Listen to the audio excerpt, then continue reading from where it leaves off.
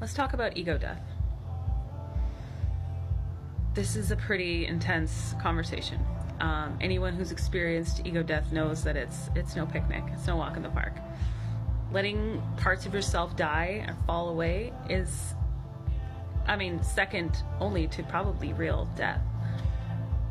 It's just as terrifying. And there's a part of you, I think, deep down that really thinks that you're dying.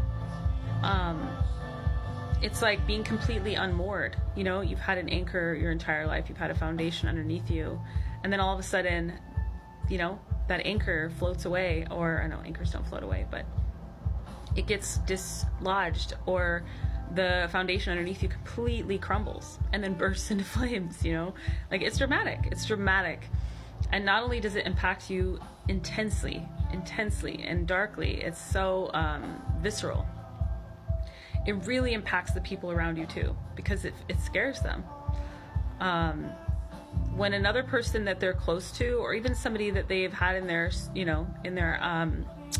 line of sight for their entire life, or a good chunk of it, they begin to count on that person fulfilling a certain role. And when that person shifts, takes off that hat, whatever hat they've been wearing, and puts on a different one, it makes them question everything about themselves too. And it also creates a lot of tension and friction where other people maybe resent you for changing, because maybe you're not able to hold the kind of space you used to hold for them, or maybe they just don't respect who you are now. They don't get it. For instance, I used to be a big drinker, partier. I don't drink anymore. You know, my priorities have changed. Like, everything about me has changed, and I can only imagine that the people surrounding me have had a difficult time processing that. And frankly, I think some of them think I've just completely lost my mind. And you know what? That's part of it.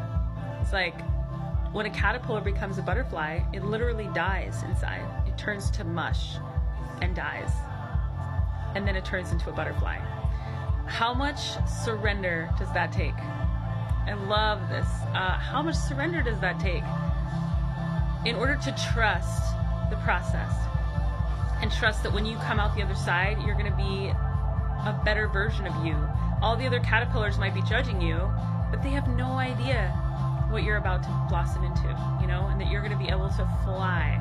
Like, don't let the process scare you away from transforming.